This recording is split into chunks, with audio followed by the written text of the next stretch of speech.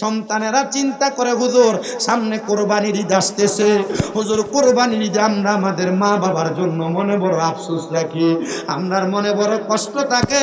আমার মা বাবা কোরবান দিতে পারে নাই, কিন্তু মানুষের বাড়ি থেকে গোশত আইনা রান্না করে খাওয়াইছে। হুজুর 1 টাকার মালিক, আমার আম্মা আব্বারে আমি এত বড় গরু কোরবানি দিয়ে একটু গোশত খাওয়াইতে পারি না। এত দুঃখ রাখবো কোথায়, রাখার জায়গা নাই। হাইরে এত দুঃখ রাখবো কোথায়, রাখার জায়গা নাই। আমাদের কপালেতে শান্তি বুঝি নাই, আমাদের কপালেতে শান্তি বুঝি নাই। কারণ আজান দিলে সবার আগে মসজিদে যায়, এরা মসজিদের বাইরে এসে সুদের টাকা খায়। নামাজ হইল না রে তোর, নামাজ লইলি না খবর। ওরে ধরলি নামাজ, পড়লি নামাজ সারা জীবন, বড় নামাজ হইল না রে তোর, নামাজ লইলি না খবর। নামাজ তুমি ধর্ম জানো, চুরি তোমার পেশা, এমন নামাজ কবুল হবে কেমনে করলায় আশা। নামাজও পরে বাই বাতিদা জমিও দখল করে, নামাজও পরে মা বাপ মারা যাওয়ার পরে বইনের হক বুঝে দেয়। আসেনি আসেনি, পরের হক হরণে গতি নাই তার মরণে। যদি মরণে গতি আনতে চাও, পরের হক খাওয়া বন্ধ করো।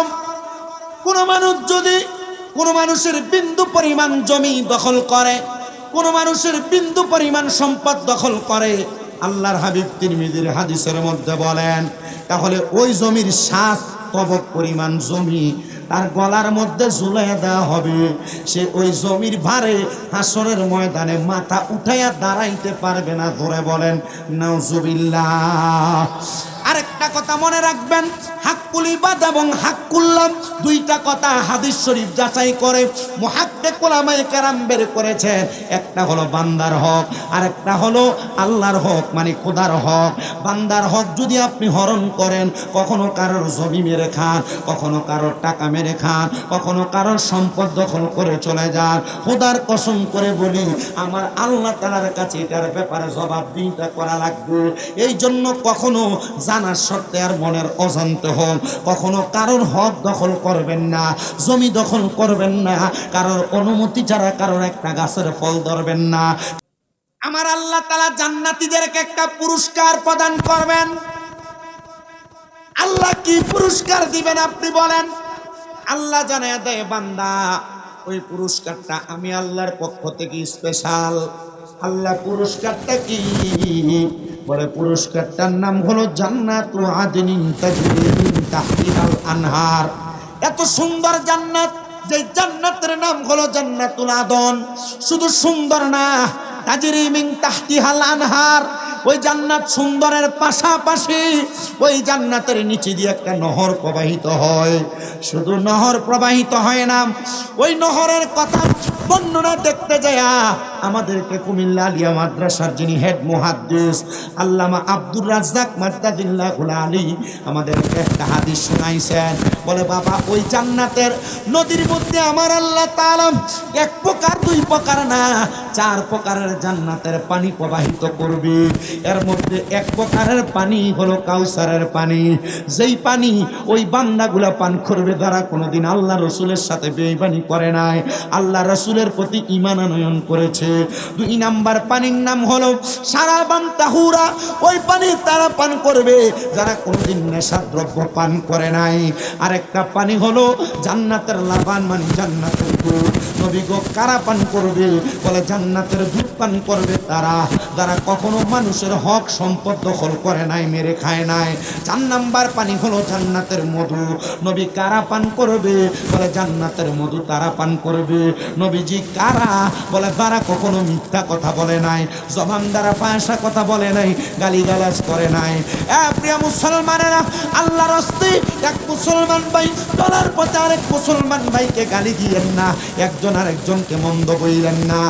যুবক ভাইরা, বন্ধু বান্ধবদের আমাদেরকে চলার পথে কাজকর্ম নিয়ে গালি দিও না। গালি ভালো জিনিস না, কারণ যাদের জবান দ্বারা ফাঁসা কথা আসে, গালি আসে, মন্দ কথা আসে, এরা ফাঁসে হয়ে যায় ফাঁসে। আর ফাঁসে কোনো দোয়া করলে আল্লাহর দরবারে কবুল হয় না। এই জন্য আমি আমার আম্মুজিদের কাছে বলবো, যারা কথায় কথায় একজন আর একজন জালকে গালিগালাজ করেন, মন্দ কথা বলেন, যারা বন্ধু বান্ধব একজন আরেকজনকে গালিগালাজ করেন, গালিগালাজ করা মন্দ কথা থেকে আপনারা দূরে থাকবেন। আর আপনি গালি দেওয়ার কারণে, মন্দ কথা বলার কারণে আল্লাহ তাআলা আপনার কাছ থেকে রহমত উঠে আনে, আপনার কাছ থেকে রহমত উঠে আনে। আর আপনার প্রত্যেকটা গালির কারণে আল্লাহ তাআলার ওই বান্দাদারে আপনি গালি দিয়েছেন, তার আমল নামা আপনার আমল নামাতে দেওয়া হয় না, তার গুনাহগুলো আপনারা দিয়ে আপনার নেক আমলগুলো তারা দেওয়া হয়। এজন্য কেউ কাউকে গালি দেওয়া যাবে না। আর যদি গালি দেন, মানুষের হক খান, হারাম খান, আর আপনারা নেশা করেন, আল্লাহ রাসূলের সাথে বেঈমানি হয়, তাহলে 4 প্রকারের জান্নাতের পানি পান করতে পারবেন না।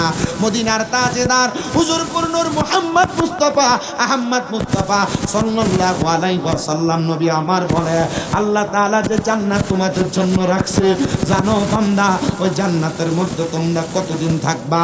আল্লাহর হাবিবের সাহাবায়ে কেরাম আমার নবীজিকে প্রশ্ন করে, ইয়া রাসূলুল্লাহ, কতদিন থাকবো? বলে, খালিদিনা ফিহা আবাদা, ওই জান্নাতের মধ্যে তোমরা চিরস্থায়ী বাসিন্দা হয়ে যাইবা, বের হতে চাইবে না। আল্লাহ গো, তারা কারা? বলে, রাদিয়াল্লাহু আনহুম ওয়া রাদু আন, যারা আল্লাহকে সন্তুষ্ট করতে পেরেছে, আর আমার আল্লাহ যাদের প্রতি সন্তুষ্ট হয়েছে, এরাই ওই জান্নাতের। জোরে বলেন সুবহানাল্লাহ। প্রিয় মুসলমানেরা, এই কুরআনুল কারীমের আয়াতের মধ্যে আল্লাহ তাআলা সর্বশেষ একটা বাণী বলেছেন যে যালিকা লিমান খাশিয়া রাব্বা। আল্লাহ তাআলা এই কথা দিয়ে আপনাদেরকে কি বুঝাইছেন আর কি জানাইছেন? যারা আল্লাহকে সবচাইতে বেশি ভয় করে, তারাই ওই জান্নাতে থাকবে। তো ভয় করার আগের আয়াতের অংশ বিশেষ মধ্যে আল্লাহ বলছে, রাদিয়াল্লাহু আনহুম ওয়া রাদু আন, যারা আল্লাহকে খুশি করেছে আর আমার আল্লাহ যাদের প্রতি খুশি হয়েছে, তারাই ওই জান্নাতের মধ্যে থাকবে। বলে, হুজুর, তাহলে আল্লাহকে আমরা খুশি করব কেমনে? হাদিস শরীফ পড়তে যেয়ে দেখলাম আল্লাহর হাবিব মুহাম্মদুর রাসূলুল্লাহ সাল্লাল্লাহু আলাইহি ওয়াসাল্লাম নবী আমার বলে, রেদার রব্বি ফি রিদাল ওয়ালিদাই, আম্মা করে খুশি করলে আল্লাহ খুশি হয়। জোরে জোরে বলেন সুবহানাল্লাহ। শুধু এইটার মধ্যে না, এটা তো আমরা পুরুষ মানুষ শুনলাম, মহিলারা শুনলো, তবে আমি আমার মা বোনদের উদ্দেশ্যে আমার আব্বাজান হুজুর কেবলার বিষয়টা একটু টাইনা নেই। আমার মা বোনেরা, আম্মা আব্বারে খুশি করার পাশাপাশি আপনারা যদি আপনাদের স্বামীকে খুশি করতে পারেন, আপনাদের জন্য জান্নাত একবারে সহজ। 7 টাকা যদি কোনো মহিলা ভালোভাবে করতে পারে, তাহলে ওই মহিলার জন্য জান্নাত বড় সহজ। 1 নাম্বার পর্দা করা, 2 নাম্বার আল্লাহর হুকুমগুলো মান্য করা মানে নামাজ পড়া, 3 নাম্বার রোজা রাখা, 4 নাম্বার স্বামীর খেদমতটাকে পরিপূর্ণভাবে করা মানে স্বামীকে খুশি করা। এটাই হলো মহিলাদের জান্নাত পাওয়ার একবারে সহজ রাস্তা। এ আমার পর্দার অন্তরালের মা, যদি তোমরা মহান আল্লাহকে খুশি করতে চাও, আল্লাহকে খুশি করে জান্নাত পর্যন্ত তোমার রাস্তা বানাইতে চাও, তাহলে তোমরা দুনিয়াতে থাকা অবস্থায় তোমরা তোমাদের স্বামীটাকে আগে খুশি করো। কিন্তু আমাদের সমাজ এমন নোংরা হয়ে গেছে, মা বোনের এত উগ্রতার পর্যায়ে পৌঁছে গেছে, সোশ্যাল মিডিয়া দেখলেই বোঝা যায় স্বামী একটু থেকে একটু করতে না করতে মহিলারা স্বামীর গায়ের উপর হাত তোলে, অসদাচরণ করে, গালিগালাজ করে বেড়ায়। না গো মহিলারা, আমি আপনাদের উদ্দেশ্যে বলি, বলে হুজুর আমরাই গালি দেই, আমরাই মন্দ কথা বলি, কথা বললে আমাদের স্বামীকে আমাদেরকে মন্দ বলে না, গালি দেয় না। আমি সবার কথা বলবো, তবে তার আগে আমি আমার মা বোনদেরকে বলি, আপনার স্বামী আপনার প্রতি খুশি তো আল্লাহর জান্নাত আপনার জন্য অবধারিত। হুজুর কিভাবে খুশি করব? নবী আমার সিস্টেম শিখিয়ে দেয়। নবী আমার সিস্টেম শিখিয়ে দেয় কেমন করে খুশি করবেন। 1 নাম্বার, আল্লাহর হাবিব সাল্লাল্লাহু আলাইহি সাল্লাম বলে, একটা স্ত্রী স্বামীর জন্য সুন্দর সাজসজ্জা করবে, একটা স্ত্রী স্বামীর খাবার আগায় দিবে, একটা স্ত্রী স্বামীর খেদমত করবে, একটা স্ত্রী স্বামীর আদেশকে মান্য করবে। এ জায়গায় সমস্যা, স্বামীর আদেশ মান্য করবে, এই জায়গায় সমস্যা। বর্তমানের মা বোন, তোমাদেরকে স্বামী যদি বলেন এই কাজটা করো না, এটা বেশি, তুমি এই কাজটাতে বের হও না, এটাই বেশি করে। স্বামীকে এই কাজ নিষেধ করেছেন মা বোন, এটাই বেশি করে। এই মহিলা প্রতি বৃহস্পতিবার অথবা শুক্রবার যদি এই আপনি বলেন জায়গা যে মহিলা ফুচকা খাইতে সটপুরি খাইতে না যায় এবং ছেড়ে ভাতইও জমে না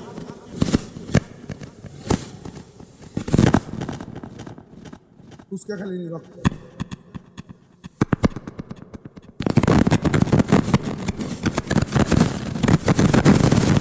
আমার আম্মুজিরা শোনো, তোমরা যারা স্বামীর অনুমতি ছাড়া বের হয়ে যাও, মার্কেটিং এ চলে যাও, রাস্তায় চলে যাও, খেয়াঘাটে চলে যাও, নদীর পাড়ে চলে যাও, ফুচকা খাইতে চলে যাও, মা বোন শোনো, আল্লাহর নবী জানিয়ে দেয় একটা মহিলা তার স্বামীর অনুমতি ছাড়া বাবার বাড়িতেও যাইতে পারবে না। আর তোমরা তো স্বামীর অনুমতি ছাড়া কোথায় কোথায় বের হয়ে যাও। আমার মা বোনদের কাছে আমি একটা আবদার জানাবো, আমার বুঝিরা, তোমরা যদি তোমাদের স্বামীকে খুশি করতে চাও তাহলে তোমরা স্বামীর আদেশ মান্য করে তোমরা ঘরের মধ্যে আবদ্ধ থাকো, পুরো ভাষায় কথা বলো না, স্বামীর সঙ্গে খারাপ ব্যবহার করবে না। বলে বলুন কেন? কারণ স্বামীর সঙ্গে অসদাচরণ করতে জাহান্নাম পর্যন্ত নিয়ে যাবে। হ্যাঁ, পুরুষ মানুষেরা শুধু মহিলাদেরকে আমরা দোষ দিলে চলবে না, আমরা মাঝে মাঝে মহিলাদের প্রতি রাগান্বিত হয়ে যায়, রাগান্বিত হইয়া আমরা মহিলাদেরকে গালিগালাজ করি, আমরা তাদের মা বাবার নাম তুলে গালি দিই। আল্লাহর হাবিব এই ব্যাপারে শিক্ষা দিয়েছেন, তোমরা কখনো তোমাদের স্ত্রীদের মা বাবার নাম তুলে গালি দিবা না, কারণ আমি নবী মহিলাদের বাবা। আল্লাহর হাবিব আরেক হাদিসে মুবারাকার মধ্যে বলতেছে, এ দুনিয়ার পুরুষেরা তোমরা কখনো তোমাদের স্ত্রীদের গালের মধ্যে আঘাত করবা না। বলে কেন নবী? আমার নবী জানায়া দেয় এটার কারণ হলো তোমাদের স্ত্রী তোমাদের কাছে সাময়িক সময়ের মেহমান মাত্র, তোমরা তাদেরকে আঘাত করবা না। হুজুর মহিলা কথা শোনে না, অত্যাচার অনাচার করে, গালমন্দ করে, আমার আদেশ মানতে চায় না। ইসলাম আপনাকে সুন্দর রাস্তা দিয়েছে। আপনি যদি দেখেন আপনার স্ত্রী দুনিয়ার জমিনের মধ্যে আপনার কথা শোনে না, আল্লাহর হাবিব 1 নাম্বার বলে বিছানা আলাদা করে দাও, 2 নাম্বার বলে তোমরা সাময়িক প্রহার করো, 3 নাম্বার বলে পারিবারিক বোঝাপড়া করো। বলে হুজুরে তো হয় না, তালাকের সিস্টেম কত সুন্দর, এক তালাক দিয়ে ফালায় রাখলে বেরিয়ে কত সুন্দর ঠান্ডা, কিন্তু হুজুর আপনি আমাদেরকে তালাক শিখান। না না না, বর্তমানের মহিলারা তালাকের ব্যাপারে কোনো ভয় করে না, বেড নিজেই বলে তালাক দিয়ে দিলে বেড়ার কোনো অভাব নাই, এরা আরো বাজেভাবে অন্যদিকে চলে যেতে পারে না। রে আমার মুসলমান মুজিরা, আল্লাহর হাবিব বলেন 2টা কাজ জায়েজ, তবে আমি নবীর কাছে বড় পছন্দনীয়। এর মধ্যে একটা হলো তালাক দেওয়া জায়েজ, কিন্তু আমি নবীর এটা কোনো পছন্দ না। মা বোনেরা শান্ত থাকবা, সতর্ক থাকবা, তোমার পারিবারিক কোনো ঝগড়া যেন তোমার স্বামীকে ছোট না করা হয়, তোমার স্বামীকে গালমন্দ না করা হয়। কারণ মা গো, তালাক খায়া বাবার বাড়িতে যাওয়ার পর বুঝবা কে তোমার আপন। কারণ বাবার বাড়িতে মাত্র 1 বছর ভালো খাওয়াইবো, ভালো পড়াইবো, 1 মাস 2 মাস ভালো খাওয়াইবো, ভালো পড়াইবো, কিন্তু এটার কারণে আল্লাহ তাআলার কাছে জবাবদিহিতা দেখবা কি করা লাগে। কারণ তুমি 1 দিন 2 দিন 3 দিন 3 মাস পরে তোমার ভালো খাওয়াবে না, ভালো পড়াবে না, তুমি তোমার নিজের ব্যবস্থা করে নেওয়া লাগবে। এই জন্য আমি আমার মাদের কাছে বলবো, আপনারা শালীনতা বজায় রাখবেন, আপনারা শালীনতা বজায় রাখবেন, চক্রদ্বন্দ্ব ফাসাতে যাবেন না। বলে হুজুর সিস্টেম শিখিয়ে দেন না, মহিলারা একটু থেকে একটু করলে তাদেরকে মারতে মনে চায়, আঘাত করতে মনে চায়, গালিগালাজ করে, এমন অবস্থা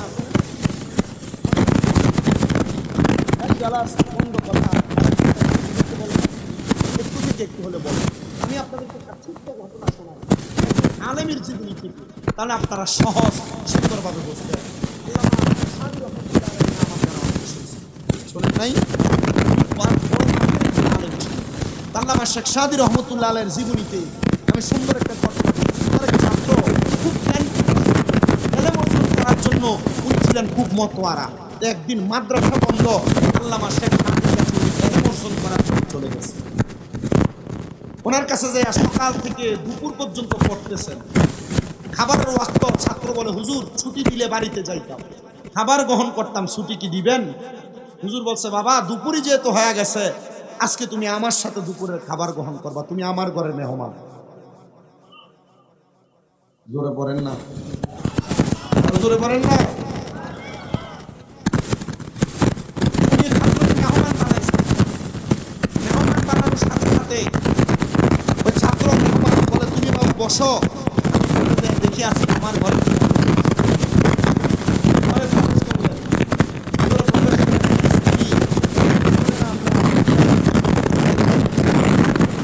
আগে মাটির পাতিলাতে রান্না করতেন।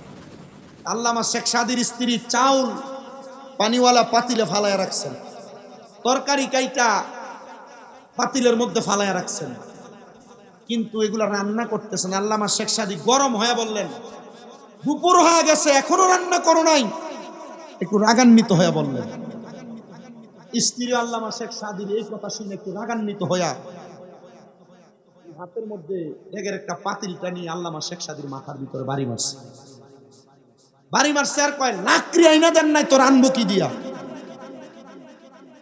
লাকড়ি আইনা দেন নাই তোর আনবো কি দিয়া? আচ্ছা, স্ত্রী যখন বাড়ি মারছে আমরা সমাজের বেড়াই তুলে নগদ ফিরে দিত না? মুখ বেড়ে খিস্ত না? না, আল্লামা শেখ সাদি উনি খুব সুন্দর একটা জিনিস গ্রহণ করছে। কি? আল্লামা শেখ সাদি রহমতুল্লাহ আলাইহি বলে, তুমি আমাকে লাকড়ি আইনা দেই না এই জন্য আঘাত করলা, ঠিক আছে আমি এখন বের হয়ে যাবো, আর এলাকার মানুষের কাছে যায় যায় বলবো, দেখো আমার স্ত্রী আমার কত মহাব্বত করে, মহাব্বত কইরা আমার গলায় একটা মালা পরাই দিছে, মানে বাড়িতে দিছে, একটা ভাইঙ্গা ডেগের যে কাঁচাই কাঁচাটা গলায় আটকে দিছে। উনি বলছে আমি এখন এলাকার মানুষের কাছে যে ঘুরে ঘুরে বলবো আমার স্ত্রী আমার কত মহাব্বত করে আমার গলার ভিতরে এত সুন্দর একটা মালা পরাই দিছে। স্ত্রী ওনার এই কথাটা শুনে, হেকমতপূর্ণ কথা শুনে আল্লামা শেখ সাদির পায়ে পড়ে গেছে। আল্লামা শেখ সাদি, আমি আপনি এমনটা করলে মানুষ আপনাকে না আমাকে খারাপ বলবে, কারণ মানুষ আপনার সুরত দেখেই বুঝবে আমি আপনার মালা পরাই নাই, আমি আপনার আঘাত করছি। আমরা পুরুষ মানুষ যদি একটু নমনীয় হয়ে যাই, মহিলাদের উপর অত্যাচার কমাইয়া দেই, কমও করতাম, আচরণ সুন্দর করেন, একবার দুইবার সুন্দর আচরণের মাধ্যমে দেখবেন সুন্দর হয়ে গেছে। মা বোনদের কাছে আপনার স্বামী বাহিরে সারাদিন কর্মকাণ্ড করে আসে, আপনি উগ্র হয়ে যান, কোনো পানির কথা বললে পারতাম না বলে ফালাইয়া দেন। আমি আমার মাদের কাছে বলবো, আপনি আপনার স্বামীর এই কথাটা একটু সহ্য করে নিয়েন। পুরুষ মানুষ দেখবেন একবার দুইবার তিনবার ধমক দেয়, চারবার পাঁচবারের সময় সে নিজে নরম হয়ে যায়। আর আমাদের মা বোনেরা স্বামীর সাথে ঝগড়া হইলে রাত্রে বিছানা আলাদা হয়ে যায়। স্বামীর সাথে ঝগড়া হইলে আগে বাচ্চা এক সাইডে, তারা একসাথে থাকতো, বাচ্চা মাঝখানে চলে আসে। স্বামীর সাথে ঝগড়া হলে মা বোনেরা রাগ করে বাবার বাড়িতে চলে যায়, হয় কিনা? হয় কিনা? এই ব্যাপারে নবীজি 3টা হাদিস আছে, শোনেন। মহিলাদের উদ্দেশ্যে বলবো, আমার আম্মুজিরাম, আপনারা যারা স্বামীর সাথে ঝগড়া হওয়ার পর বিছানা আলাদা করে দেন, আপনারা যারা স্বামীর সাথে ঝগড়া হওয়ার পর বিছানার মাঝখানে আপনারা কোল বালিশ দিয়ে দেন, বাচ্চা দিয়ে দেন, আপনারা যারা স্বামীর সাথে ঝগড়া হওয়ার পর বাবার বাড়িতে রাগ করে চলে যান, 1 নম্বর হাদিস আগেই বলেছি, মহিলারা কোনোদিন হাজার ঝগড়া হওয়ার পরেও স্বামীর অনুমতি ছাড়া বাবার বাড়িতে যাইতে পারবে না। 2 নম্বর, কোন মহিলা তার স্বামীকে খুশি করা ছাড়া যদি রাত্রবেলা ঘুমায়, এক কথায় কোনো মহিলাকে যদি তার স্বামী তার বিছানায় ডাক দেয়, মহিলা যদি তার স্বামীর ডাকের মধ্যে সাড়া না দেয়, তাহলে আল্লাহর 2 জন ফেরেশতা মহিলার বিছানার পাশে দাঁড়ায় দাঁড়ায় সারা রাত মহিলাকে লানত দেয়। জোরে জোরে বলেন নাউজুবিল্লাহ। আল্লাহর হাবিব সাল্লাল্লাহু আলাইহি ওয়াসাল্লাম নবী আমার জানাই, শুধু এইটা না, 3 নম্বর, কোন মহিলা যদি একটা গরম পাত্রের মধ্যে ভাত রান্না করতেছে, আগুন উতরাইতেছে, ভাত উতরায়া উপরের দিকে পড়ে যাবে, আর মহিলা স্বামী তারা ডাক দেয়, ওই মহিলা তার ঘরের ওই ভাতটাকে কন্ট্রোল করার আগে তার স্বামীকে কন্ট্রোল করা মহিলার জন্য ওয়াজিব। এই জন্য আমি আমার মা বোনদের কাছে বলবো, স্বামীকে সন্তুষ্ট রাখেন, খুশি রাখবেন, দেখবেন আল্লাহ তাআলা সন্তুষ্ট হয়ে যাবে। আর অনেক মহিলারা আছে দুনিয়ার জমিনে থাকা অবস্থায় স্বামীর প্রতি সন্তুষ্ট হবে দূরের কথা, ওনার জন্য ওনার স্বামী প্রবাসে যায়া বড় কষ্ট করে ইনকাম করে টাকা পয়সা পাঠায়, আর এই মহিলারা দুনিয়ার জমিনে পরকীয়ার মধ্যে লিপ্ত হয়ে যায়, পরপুরুষের সঙ্গে সম্পৃক্ত হয়ে যায়। মনে রাখবা মা বোনেরা, এটার কারণে আল্লাহ তাআলার জাহান্নাম কিন্তু তোমার জন্য অবধারিত। এই জন্য মা বোন, স্বামী যদি প্রবাসে থাকে ওর কথাটা মাইনো, তোমাদেরকে ভালো রাখার জন্য।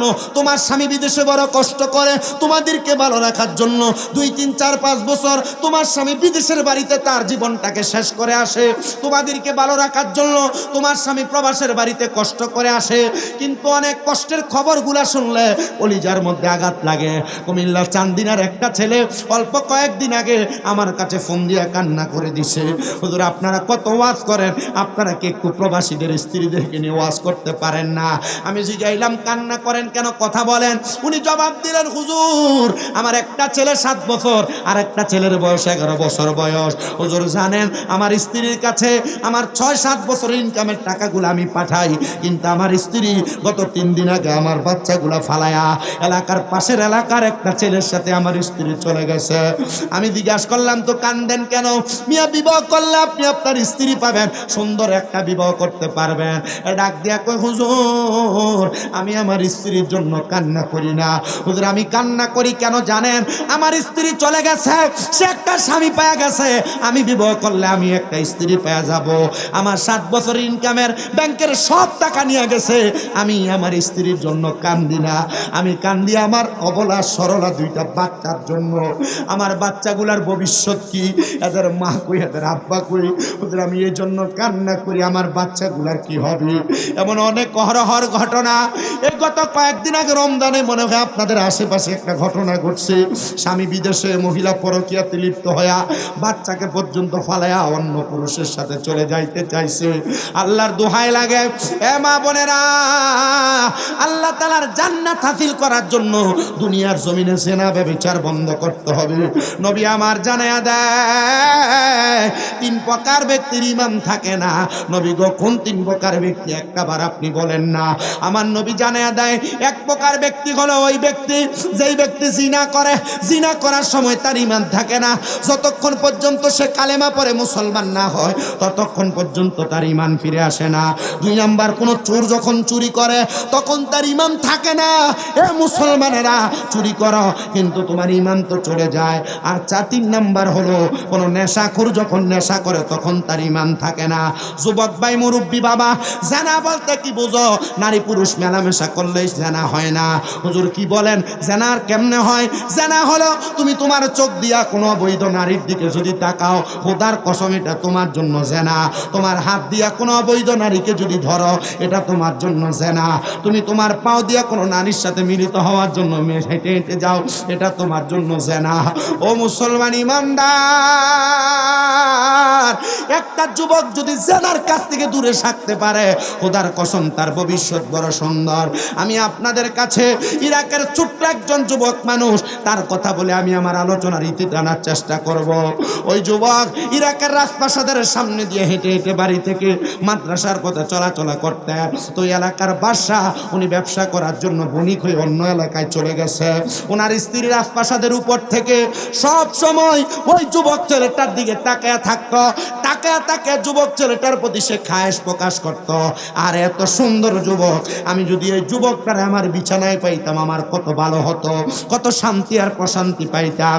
মহিলা যেমন কথা তেমন কাজ, ওই কথা মোতাবেক মহিলা একদিন রাজপ্রাসাদের দরজায় দাঁড়ায়া ওই যুবককে ডাক দিয়ে তার বাড়ির মধ্যে প্রবেশ করাইছে। ডাক দিয়ে বলে, যুবক, যুবক, আমাকে তোমার বড় পছন্দ, আমি রাজপ্রাসাদের রানী, তুমি আমার কাছে যা চাও আমি তোমাকে সোনামণি মুক্তা জহরত সব দিব। তুমি কি পারবা আমার সঙ্গে একটা বার দুনিয়ার জমিনের মধ্যে থাইকা আল্লাহ তাআলার কাছে তুমি কি করবা? এটা তোমার বিষয়, তুমি আমাকে একটা রাত্রি সময় দেওয়ার জন্য। যুবক ডাক দিয়া কয়, এ মহিলা, আল্লাহকে ভয় করো, আল্লাহকে ভয় করো, আল্লাহকে ভয় করো, আল্লাহকে ভয় করো। এই কথা বইলা যুবক কান্না করতে করতে বেহুশ হয়ে গেছে। রাত্রি যখন গভীর, যুবক যখন জাগ্রত হয়ে যায়, ওই মহিলা আবার তার দিকে হাত বাড়ায়। যুবক মানুষ ডাক দিয়া কয়, আমারে সুযোগ দেন, আমি মহান আল্লাহরে ভয় করি বিদায় আমি আপনার সঙ্গে জেনা ব্যভিচারের মধ্যে লিপ্ত হতে পারবো না। চিন্তা করে দেখছুনি যুবক ভাইরা, ওই মহিলার কাছ থেকে বাঁচার জন্য কত আকুতি কত মিনতি করেছে। একমাত্র যুবকের ভিতরে আল্লাহর প্রতি ভালোবাসা, আল্লাহকে রাজি খুশি করার ইখলাস ছিল, ভয় ছিল। আপনারা বলেন আমরা মুসলমান হিসেবে আমাদের ভিতরে সেই ভয় আনার দরকার আছে নাকি নাই? শুধু এই কথাতে শেষ থাকবেন না। আমি বলেছিলাম আল্লাহকে সন্তুষ্ট করার প্রধান এবং মূল মাধ্যম হলো আম্মা আব্বার খেদমত করা। আমি জানি না আপনারা কতটুকু আম্মা আব্বার খেদমত করেন, তবে আমি সবার কাছে আবদার জানাই, আম্মা আব্বার উপর আপনার যেই যেই দায়িত্ব আছে সেই দায়িত্বগুলো পালন করবেন। ভালো খাওয়াইবেন, ভালো পড়াইবেন, সৎ আচরণ করবেন, সুন্দর ব্যবহার করবেন। ইন্তেকাল করলে, অসুস্থ হলে চিকিৎসার ব্যবস্থা করবেন, ইন্তেকাল করলে জানাজার ব্যবস্থা করবেন। আম্মা আব্বাকে ইন্তেকালের পরে আম্মা আব্বাকে সুন্দর করে বেশি বেশি করে দোয়া করবেন। কিন্তু এখানে অনেক ছোট ছোট বাচ্চারা আছো যাদেরকে মা বাবা কোনো কাজের কথা বললে ফাটতাম না বলে মা বাবার কথা অবহেলা করো। অনেক যুবক ছেলেরা আছো, ছোট মানুষ আছো, আম্মা আব্বা তোমাদেরকে কোনো কর্মের কথা বললে তোমরা তাদের কথা শোনো না, পারবো না বলে ঘর থেকে বের হয়ে যাও, খারাপ আচরণ করো, মন্দ কথা বলো, মোবাইল না কিনে দিলে, হাতে টাকা না দিলেও খারাপ আচরণ করো। আমি তোমাদের কাছে আবদার জানাই, যদি আল্লাহ তাআলার জান্নাত তুমি হাসিল করতে চাও, আম্মা আব্বার সঙ্গে সদাচরণ, সুন্দর ব্যবহারের মাধ্যমে তুমি তোমার দুনিয়া এবং আখিরাতের জিন্দেগিটা সুন্দর করে রাখো। হুজুর আমি সুন্দর ব্যবহার করব কি? আমি সুন্দর ব্যবহার করি তো না, আম্মা আব্বার সাথে আমি আমার মতো করে চলি। কিন্তু না না না, আল্লাহর হাবিব মুহাম্মদুর রাসূলুল্লাহ সাল্লাল্লাহু আলাইহি ওয়াসাল্লাম নবী আমার জানায়া দেয়, তোমার আম্মা জানের কদমের নিচে তোমার জান্নাত, আর তোমার আব্বা জান তোমার জন্য বটবৃক্ষের ছায়ার মতো। আব্বা জান আপনারে কোনো কাজ করলে ধমক দিলে আপনি আব্বার উপরে কথা বলেন, আম্মা জান আপনারে ধমক দিলে আপনি আম্মার উপরে কথা বলেন। আব্বা জান দুনিয়াতে চলাফেরা করা অবস্থায় অনেকে আছে মা বাপকে জুদা করে দেয়, নিজে কামাই করলে আম্মা আব্বারে খাওয়ান দিতে চায় না, আম্মা আব্বার খানা ফেনা নিয়ে এলাকার মধ্যে বিচার সালিশ বসে। আপনারা বলেন এমন অবস্থা সমাজের মধ্যে আছে নাকি নাই? আম্মা আব্বার খানা নিয়ে এলাকায় বিচার বসে না, আম্মা আব্বারে ভাত দেয় না, ভাইয়ের বউর সাথে ঝগড়া করে, ভাবি তালে তালে ঝগড়া করে মা বাপকে জুদা করে দেয়, আলাদা করে দেয়, আসে না? অভাব নাই। মা বাপকে খাওয়াইলে দাম কমে যায়। আমি আমার সব ওয়াজে এই টপিকটাতে একটু কথা বলি। আমার বেশিরভাগ ওয়াজ গত বছর 261টা মাহফিল করেছি। সবগুলা মাহফিলের ভিতরে আমি 248টা মাহফিল করেছি শুধু আমার সাবজেক্টের দিকে পিতামাতার খেদমত। কেন? আমি বিষয়গুলা টাচ করি, এই বিষয়গুলা বলি, কারণ আমি কামেল পরীক্ষা দিচ্ছি কাজ, কিন্তু আমি আমার এলেমের জোর, আমি আমার এলেম কালাম কিচ্ছু না, আমি মূর্খ, আমি আমার এলেমের জোরে জীবন ওয়াজ করি না। আমার যে এলেম, এই এলেম দিয়ে ওয়াজ না আপনাদের মুক্তদের হুজুর এর থেকে ভালো জানা। আমি ওয়াজ করি একমাত্র আমার আম্মা আব্বার খেদমত করার কারণে আল্লাহ আমাকে কবুল করছে। মাদ্রাসা ক্লাস 6-7 পড়া অবস্থায় শুধু শুনছি যে আম্মা আব্বার কদমে চুমা দিলে আল্লাহর জান্নাতের চৌখাটে চুমা দেওয়ার স্বাদ পাওয়া যায়। বাড়িতে এসে ঘুমন্ত মা বাবার পায়ে চুমা দিছি, এরপর থেকে আল্লাহ কবুল করছেন। 2017 সাল থেকে ওয়াজ করি এলেম দিয়া, না না, আম্মা আব্বার খেদমতের কারণে, শুধু খেদমতের কারণে। অসুস্থ করে আছে তো 1 বছরের কাছাকাছি, গত বছর রোজা ঈদের 15 দিন পরে অপারেশন হয়েছে। এখন প্রথমে হাঁটতে চলতে পারতেন না, প্রথম 2 মাস 10 দিন পর্যন্ত মা খাটে নিতে, যতক্ষণ মা ঘুমাই না ততক্ষণ আমি ঘুমাইছি। এই হাত দিয়ে আমি বললে ছোট হবো না, প্রস্তাব পায়খানা গুলো নিজে পরিষ্কার। এরপর থেকে খেদমতে একটু উৎসাহিত হয়ে ওর হুইল চেয়ারের মধ্যে ধরে ধরে হাসছে। এই খেদমতে আরেকটু উন্নতি হয়েছে, একটা লাঠি ধরে ধরে হাসছে। আজকে 5-6 দিন হাতে, কিন্তু নিজের উপর এখনো ডিপেন্ডেন্ট দিতে পারেনি। করতে লাগলে ধরে, করতে লাগলে ধরে। আমি গতকাল কম মাহফিল করে যাওয়ার পর আমার ছোট ভাইটা এই আমার খেদমত করছে, আমি ঘরে শোয়া, আমার আর আম্মা ডাক দেয় নাই, আমি এতটুকু বিশ্বাস রাখি যে আমার আম্মা জানে খেদমত, আমার আম্মা পরে খেদমত আমার এতটুকু আসছে। সোশ্যাল মিডিয়ায় ঝামেলা দেখছেন না, শুধু আমার আম্মা জানকে নিয়ে মন্তব্য করার কারণে যদি আমি কষ্ট করছি, আমার পাত্তা দেয় নাই, যদি আমি দিয়েছি এটা করতে পারবে না, এই কথাগুলো বলার কারণে আমার খারাপ লাগে। আমি এটা কিছু মনে করি না, আমার বেশ জিতেছি, শরম পাইছি, মানুষের কাছে আমার এই কথাগুলো গেছে, সবাই দেখছে, শুধু আমি কষ্ট করছি যে সেটা ফাতিহা পড়েননি, কিন্তু আমার মারে নিয়ে যে মন্তব্য করছে এটা কেউ করে। আমি কিছু কই নাই, আমি আল্লাহর কসম করে বলি, আমি এখনো পর্যন্ত, আমার আজকেও একজন কসবা থেকে আমাকে কল দিচ্ছে যে হুজুর আপনি বললে আমাদের যে লোক আছে আমরা ওনারে সব অজয়া মীমাংসা করি। আমি কি মীমাংসা করবেন? এখন এটা নিয়ে মীমাংসা বিভিন্ন কথা হইলে মানুষ আরো বেশি সমালোচনা করবে। আমার সমালোচনার দরকার নাই। আমি এতটুকু মাইনা নিছি যে হ্যাঁ উনি এই কথার কারণে আমার শট দিছে, উনি আমার বাবার মতো বয়সী দিচ্ছে শেষ। আছে আর ঝগড়া, আছে আর দ্বন্দ্ব। আমি আমার নিজের আইডিতে যা দিচ্ছি সব আমি দিয়েছিলাম, শূন্যতার মাঝে কাদা করা চলে। আমি এগুলা নিয়ে আমি আজকে বলছি, তোমরা যারা এখন যা বলছি এটাও সারবা না। শুধু আমি আপনাদের গাতারতে বলছি, এটাও সারা দরকার নেই। কেন নাই? কারণ মহান আল্লাহ তাআলার ফয়সালা সবচাইতে বড়। মহান আল্লাহ তাআলার ফয়সালা কি? সবচাইতে বড়। আমি আল্লাহর ফয়সালার উপর অটল। কারণ আমি এত বড় জ্ঞানী না, কেন আমি মূর্খ।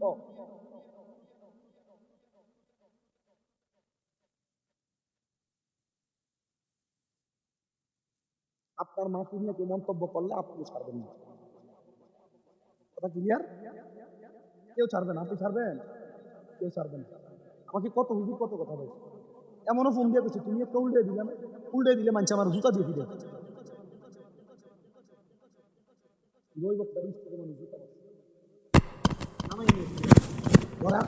এলাকার মানুষ পিঠে দিবে, পুলিশের চেয়ারম্যান এলাকা থেকে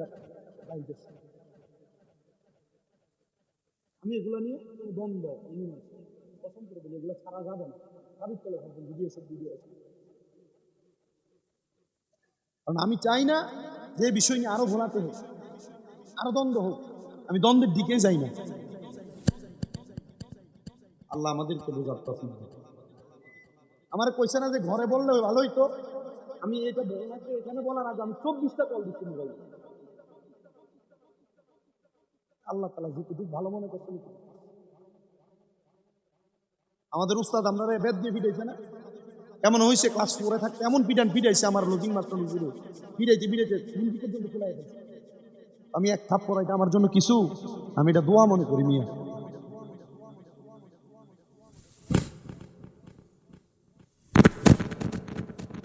আমি আপনাদের কাছে যে কথাগুলা বলতেছিলাম বাবাজিরাম, মনে আছে তো কথা? আম্মা আব্বার খেদমত করলে দাম কমে, সম্মান কমে, ইজ্জত কমে, বাড়ায় দেয়। কে বাড়ায় দেয়?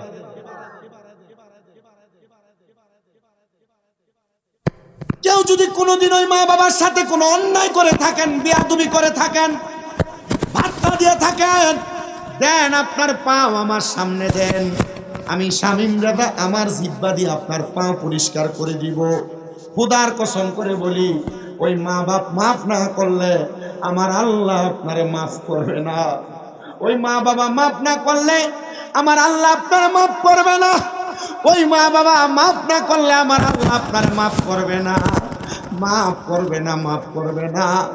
ওয়াদা করেন এখান থেকে বাড়িতে যাইয়া আম্মা আব্বার পা গুলার মধ্যে ধরে ধরে মাফ চাইবেন। বলে হুজুর, 2 ঈদের সময় আমি আমার মা বাবার পা শুয়ে সালামি তো করি না, আমি কেমনে আমার মা বাবার পা ধরে মাফ চাবো? সন্তান রে, মা বাবার পা ধরলে দাম কমে না, ইজ্জত কমে না, সম্মান কমে না। আমার আল্লাহ তাআলা ওই সন্তানটারে দামি বানায়া দেয়, ইজ্জতওয়ালা বানায়া দেয়, সম্পদওয়ালা বানায়া দেয়। দুনিয়ার মানুষের কাছে তার দাম আমার আল্লাহ বাড়াইয়া দেয়। তোমার বাবা তোমার কাছে 10-5 টাকা চায় নেওয়া লাগে, কিন্তু নবীর হাদিস তো বলে সন্তানের ইনকামকৃত টাকা পয়সা সন্তানের অনুমতি ছাড়া মা বাবা খরচ করার অধিকার আছে। এ সন্তান, জানি না আজকের মাহফিল কবুল হবে কিনা, এটার গ্যারান্টি কেউ দিতে পারবে না। তবে আমি একটা গ্যারান্টি দেওয়া যায়, আগামীকালকে যদি শোনো রাগের কোনো দোকানে বৈশা কোনো মুরব্বী বাবা বলতে হ্যাঁ শামীম দাদা ছোট মানুষ, তার ওয়াজ শুনা আমার ফুটে আমার পায়ে ধরে মাপ চাইছে, মনে করবা মাহফিল আল্লাহর দরবারে কবুল হয়ে গেছে। সন্তানেরা চিন্তা করে, হুজুর আমার শরম লাগবে, লজ্জা লাগবে, আমি কেমনে মাপ চাইব? এ সন্তান শরম না লজ্জা না? আমার দিকে তাকাও, আমি আমার ঠোঁট দিয়া আমার মা বাবার পায়ে চুমা দিছি, আমার দাম কমে নাই, ইজ্জত কমে নাই, আমার সম্মান আল্লাহ তাআলা বৃদ্ধি করে দিয়েছে। দুনিয়ার মানুষ, হে রাগুর বাবারা, হে পর্দার অন্তরালের মায়েরা, আম্মা বাবা ইসা থাকলে অনেকে চিন্তা করতে তো হুজুর কোনোদিন কোনো অন্যায় করি নাই, মা বাবার পা ধরে মাপ চাইব কেন? আরে অন্যায় করো আর না করো, আম্মা আব্বার পায়ে ধরবা যদি আগামীকালকে কেউ একজন বলে হ্যাঁ আমার ফুতো অন্যায় না করে আমার পায়ে ধরছে, মনে করবা মাহফিল কবুল হয়ে গেছে। এই সন্তানের দল অনেকে চিন্তা করে হুজুর দাদার বাড়িতে আব্বা আছে, তারা বাড়িতে যায় বাবার পায়ে ধরে মাপ চাইবো, আমার তো আব্বা নাই, আমি কার পায়ে ধরে মাপ চাইবো? ভালোবাসি তোমায় বাবা, বুকটা যে যাইছি রে, তোমার কথা হৃদয় মাঝে পড়ছে বারে বারে। বাবা তুমি কেমন আছো ছোট্ট মাটির ঘরে, তোমার কথা হৃদয় মাঝে পড়ছে বারে বারে। বাবা গো, ও বাবা, বাবা গো, ও বাবা। অনেকে চিন্তা করে হুজুর যাদের বাড়িতে মা আছে তারা বাড়িতে যায় আমার পায়ে ধরে মাপ চাইবো, আমার তো মা নাই, আমি কার পায়ে ধরে মাপ চাইবো? এ সন্তানের দলেরা, মা নাই বাবা নাই, মাপ চাওয়ার মতো কোনো সুযোগ নাই। আজকের মুনাজাতের মধ্যে রব্বির হামহুমা কামা রব্বায়ানি সগীরা বইলা, মা মারা যাওয়া সন্তান, বাবা মারা যাওয়া সন্তান আল্লাহর দরবারে দোয়া করবা, দেখবা আমার আল্লাহ তাআলা তোমার মা বাবার জীবনের গুনাহগুলা মাফ করে দিছে। সন্তানেরা চিন্তা করে হুজুর সামনে কোরবানির ঈদ আসতেছে, হুজুর কোরবানির ঈদে আমরা আমাদের মা বাবার জন্য মনে বড় আফসোস রাখি, আমরার মনে বড় কষ্ট থাকে, আমার মা বাবা কোরবান দিতে পারে নাই কিন্তু মানুষের বাড়ি থেকে গোশত আইনা রান্না করে খাওয়াইছে। হুজুর 1 টাকার মালিক, আমার আম্মা আব্বারে আমি এত বড় গরু কোরবানি দিয়ে একটু গোশত খাওয়াইতে পারি না, পারবো কেমনে? আমার মা কবরে, এ সন্তান, মা কবরে বাবা কবরে, আফসোস রাখবা না, চিন্তা করবা না। তুমি এখন লাখ লাখ টাকার মালিক, আব্বাজান কবরে 500 টাকার একটা লুঙ্গি বাপরে পরাইতে পারো না, পরাইবা কেমনে? বাবা কবরে, তোমার মা কবরে, তুমি আম্মার এই যে একটা কাপড় পরাইতে পারো নাই, পরাইবা কেমনে? মা কবরের বাসিন্দা। আমি সবার কাছে আপনারা জানাই, মা বাবা যদি কবরে থাকে তোমার 5টা দায়িত্ব আছে, 5টা দায়িত্ব মা বাপ মরার পরে। 1 নাম্বার দায়িত্ব হলো আম্মা আব্বার জন্য দোয়া করবা, 2 নাম্বার দায়িত্ব হলো ক্ষমা প্রার্থনা করবা, 3 নাম্বার দায়িত্ব হলো আম্মা আব্বার ঋণ থাকলে পরিশোধ করবা, 4 নাম্বার দায়িত্ব মা বাবার আত্মীয়দের সাথে সম্পর্ক রাখবা, 5 নাম্বার দায়িত্ব মা বাবার বয়সী মুরব্বীদেরকে সম্মান করবা। আরেকটা দায়িত্বর কথা আল্লাহর নবীর একজন সাহাবী হযরতে সাদ ইবনে উবাদা নবীরে প্রশ্ন করে, ইয়া রাসূলুল্লাহ আমার মা আমার অনেক সম্পদ দিয়া গেছে, আমি আমার মার জন্য কি করব? নবী আমার জানায়া দেয়, ও সাদ ইবনে উবাদা তুমি তোমার সম্পদ থেকে আল্লাহর রাস্তায় সদকা করো, সদকা করলে আমার আল্লাহ তোমার মারে মাফ করে দিবে। হযরতে সাদ ইবনে উবাদা বলেন, ইয়া রাসূলুল্লাহ আপনি সাক্ষী থাকেন, আমার একটা খেজুরের বাগান আছে, যেই খেজুরের বাগানের নাম হলো মিকওয়াদা, ওই বাগানটার মধ্যে আমি নিজে গিয়েছি, ওই খেজুরের বাগানটা আমার মৃত মায়ের জন্য আল্লাহর রাস্তায় আমি সদকা করে দিলাম। আমার নবী কয়, হে সাদ ইবনে উবাদা তুমিও সাক্ষী থাকো, আমার আল্লাহ তাআলা তোমারে সদকার বিনিময়ে তোমার মারে নাজাত দান করব। নবীজির কাছে বনু কুরাইজার এক মহিলা এসে ডাক দিয়া কই, ইয়া রাসূলুল্লাহ আমার মাও মারা গেছে, আমি আমার মার জন্য কি করব? আমার নবী কয়, তুমি তোমার মায়ের জন্য পানি সদকা করো, পানি। ওই দেখবেন সৌদি আরবে মক্কায় মদিনায় বড় বড় টাকে কইরা আইনা হাজিদেরকে পানি বিলায়, মসজিদে মসজিদে মানুষ পানি দেয়, এটার কারণ হইল পানি দান করলে সদকা করলে আল্লাহ তাআলা মা বাপরে মাফ করে দেয়। ওই মহিলা নবীর কথায় রাজি হইয়া মদিনার পাশে একটা কূপ খনন করে দিছে। মহিলারে আমার নবী কয়, এই কূপ থেকে যত মানুষ মানুষ পানি আহার করবে, তোমার মারে আল্লাহ তাআলা জান্নাতের পানি আহার করাবে। প্রিয় মুসলমানেরা, মা বাবার জন্য দান করলে আল্লাহ তাআলা দান কবুল করে। আজকের মাহফিলে যারা যারা আছেন, মা বাপ যদি বাইচা থাকতো, মা বাপরে যদি আপনি প্রতি মাসে 1000 টাকা হাত খরচ দিতেন, 12 মাসে 12,000 টাকা লাগতো। মা বাপ দুইজনে যদি 1 মাস ভাত খাওয়াইতেন, আপনার কিন্তু 1 মাসে 2000 করে লাগলে 12 মাসে 24,000 লাগতো।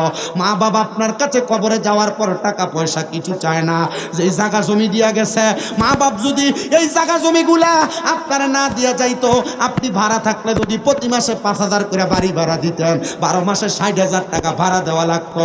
আমি একটা সন্তান চাইবো 60,000, 10,000, 12,000, 24,000 চাইবো না। একজন সন্তান শুধু হাত উঠে বলবে, হুজুর আমার মা নাই, আমার বাবা নাই, মা বাপ থাকলে খাওয়াইতাম। আগামী বছরে মাহফিলটার জন্য আমি 10,000 টাকা আল্লাহর রাস্তায় আমার মায়ের জন্য, বাবার জন্য এই মাহফিলের মধ্যে আমি সদকা করে দিয়ে যাব। আছেন নাকি একজন 10,000 টাকা আগামী বছর দেওয়া? اللهم آمين. الحمد لله رب العالمين، الصلاة والسلام على رسوله الكريم. ربنا ظلمنا أنفسنا وإن لم تغفر لنا وترحمنا لنكونن من الخاسرين. رب العالمين আল্লাহ রহমতের নজর করে তাকে দেখেন গো আল্লাহ। এই চাঁদপুর জেলার অন্তর্গত শাহরাস্তি থানাধীন রাগই ব্যাপারী বাড়ি হযরতে কাজীমউদ্দিন রহমাতুল্লাহ আলাইহি মাজার এবং মসজিদ ময়দানে সুন্নি মহাসম্মেলন ওয়াজ ও দোয়ার মাহফিল 2026 সালে এই এলাকার আমার উলামায়ে কেরাম, বিশেষ করে দাড়ি পাকা মুরব্বী বাবারা, যুবক নওজোয়ান ভাইয়েরা, ছোট ছোট মাসুম বাচ্চারা, পর্দার অন্তরালের আমার কত মা বোনেরা মুনাজাতের মধ্যে হাত বাড়াইছে। আল্লাহ, যার হাত তোমার দরবারে মায়া লাগে, পছন্দ হয়, ওই হাতের উসিলে আমাদের প্রত্যেকের জীবনের গুনাহ মাফ করে দাও। আল্লাহ, শয়তানের প্রবঞ্চনায় পড়ে, নফসের ধোঁকায় পড়ে আমরা প্রকাশ্যে গোপনে যাই না, না যাই না, কত গুনাহ করেছে। আমাদের গুনার খবর আমাদের মা জানে না, বাবা জানে না। আমাদের গুনার খবর আমাদের বন্ধু বান্ধব, আত্মীয় স্বজন কেউ জানে না, তুমি তো জানো। আল্লাহ, তুমি আমাদের প্রত্যেকের জীবনের গুনাহগুলো মাফ করে দাও। তুমি তো অন্তর্যামী রে আল্লাহ। ওই আমরা হইলাম ফানা, আমরা সুখে কিনা দুঃখে ডাকি গো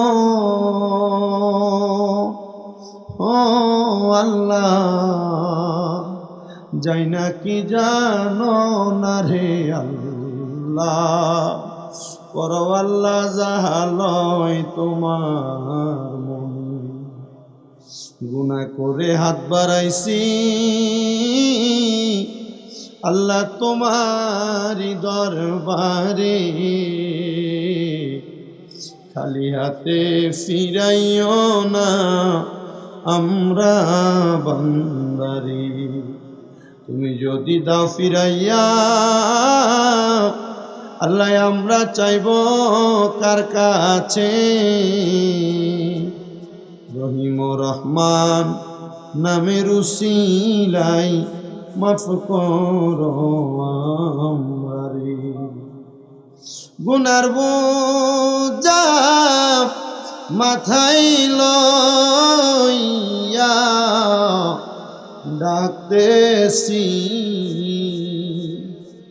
মাফ করে দাও মাবুদ মাওলা এলাহি। তুমি যদি মাফ না করো বান্দারে, বলো তোমার বান্দা যাবে। আশা করে হাত বাড়াইলাম আল্লাহ তোমারি দরবার, খালি হাতে ফিরাইও না আমরা গুনাহগার। আল্লাহ আমরা গুনাহগার, আমাদের জীবনের গুনাহ তুমি মাফ করে দাও। আমরা যারা হাত বাড়াইলাম, আমাদের মধ্যে অনেকে আছে যাদের দুনিয়াতে আব্বা নাই, যেই বাবা রিক্সা চালাইয়া মাটি কাইটা মাথার গাম পায়ে ফালাইয়া পরের বাড়িতে বদলার কাজ করে সন্তানের মানুষের মতো মানুষ করার জন্য আব্বারও করে থানি বানাইছে। এমন আব্বা যাদের কবরে আব্বার কবর জান্নাতের বাগান বানিয়ে দাও। আল্লাহ বিশেষ করে আমার তুহিন ভাই, উনি সহ অনেকে ওনাদের অনেকের বাপ মার জন্য দোয়া চাইছে, প্রত্যেকের আব্বা আম্মারে তুমি মাফ করে দাও। অনেকে হাত বাড়াইছে যাদের দুনিয়ার জমিনে মা নাই, মা যেই মারে মা কুয়া ডাকলে কোন যারা গুণ পর্যন্ত ঠান্ডা হয়ে যায়। যেই মা নিজে না খেয়ে আমরা খাওয়াইছে, 10 মাস 10 দিন গর্ভে ধারণ করছে, প্রসব বেদনা সহ্য করতে মার বড় কষ্ট হয়ে গেছে। এমন মা যাদের কবরে আম্মার কবর জান্নাতের বাগান বানিয়ে দাও। অনেক এতিমেরা আছে, মাও নাই বাবাও নাই, একবারে এতিম গো আল্লাহ। যাদের মা বাপ দুইজনই কবরে, তাদের আম্মা আব্বার কবর জান্নাতের বাগান বানিয়ে দাও। আল্লাহ মরিয়া গিয়াছেন আল্লাহ, যারার মা বাপ মাফ করিয়া দেন না গো আল্লাহ কবরে রাজা। আকাশেতে চন্দ্র সূর্য আল্লাহ উঠে বারে বার, কবর দেশে যারার মা বাপ ফিরিল নায়া। মায় আব্বা চলে গেছে আল্লাহ যারারে ফালাইয়া, তারারে রাইখা গো গেছে কান্দি বারলাই। আম্মা নাই রে আব্বা নাই রে, যাহারে বব সংসারে, তাহার মতো এতিম নাই রে বিশ্ব ভুবন। আল্লাহ যাদের মা বাবা কবরে, তাদের মা বাবার কবর জান্নাতের বাগান বানিয়ে দাও। যাদের মা বাবা বেঁচে আছে হায়াতে বরকত দান করে দাও আল্লাহ। আল্লাহ অনেকের মা বাবা সুস্থ, পরিপূর্ণ সুস্থতার নিয়ামত দান করে দাও। আমার আম্মা যেন সুস্থ, আমার আম্মা জানের জন্য সারা বাংলাদেশ থেকে আমার অনেক ভক্তরা দোয়া করছে, রোজা রাখছে, কোরআন খতম করছে। আল্লাহ আমার আম্মারে তুমি কোরআন খতম রোজা গুড়ার উসিলায়, আল্লাহ মুসল্লিদের দোয়ার উসিলায় তুমি আমার আম্মারে সুস্থ বানায় দাও। আমি নিয়ত করছি আমার মা সুস্থ হয়ে গেলে মক্কা মদিনা যাব। আল্লাহ আমি যেন আমার মা বাপরে লেহত করতে পারি, সে তৌফিক তুমি আমারে দিয়া দাও। ও দয়াল, অনেক প্রবাসী ভাইরা বিদেশ থেকে দোয়া চায়, আমার প্রবাসীদের দোয়া তুমি কবুল ও মঞ্জুর করে নাও। প্রবাসীদের কামাই রুজিতে বরকত দাও, হায়াতের দিকে বরকত দাও, প্রত্যেকের ব্যবসা বাণিজ্য কাজকর্মে চাকরিতে তুমি বরকত দান করে দাও। যারা পড়ালেখা করে বিদ্যা বুদ্ধি বাড়াইয়া দাও, মানের সম্মান ইজ্জতে জিন্দেগি নসিব করে দাও। আল্লাহ এ মাহফিলের জন্য আগামী বছর 10,000 5,000 চাল দিয়া, ছাগল দিয়া, মশলাপাতি বাবদ খরচের জন্য 2,000 1,000 করে 1 টাকা পর্যন্ত যারা দান করেছে, প্রত্যেকের দান তোমার দরবারে কবুল মঞ্জুর করে নাও। এ মাহফিলের জন্য যে কমিটির ভাইরা পরিশ্রম করেছে, মুরব্বীরা পরিশ্রম করেছে, প্রত্যেকের পরিশ্রম কবুল করো। মাইক দিয়া, লাইট দিয়া, প্যান্ডেল দিয়া, মিডিয়ার ভাই সব সম্মানিত শ্রোতা মণ্ডলী, প্রত্যেকের দোয়া তুমি কবুল মঞ্জুর করো। দেশ বিদেশের অনেকেই দোয়া চায়, আল্লাহ প্রত্যেকের খাস দোয়াগুলো কবুল মঞ্জুর করে নাও। মাবুদ রব্বুল আলামিন আল্লাহ, পর্দার অন্তরালে আমার অনেক মা বোনেরা দোয়া চায়, আমার মা বোনদেরকে তুমি কবুল করো আল্লাহ। আখাসুল খাস ভাবে আমার একজন বাবা মুসিবত থেকে উদ্ধারের জন্য দোয়া চায়, প্রত্যেকের খাস দোয়াগুলা কবুল করে। একজনের সন্তান বিদেশে দোয়া চাইছে, দোয়াগুলা কবুল করি।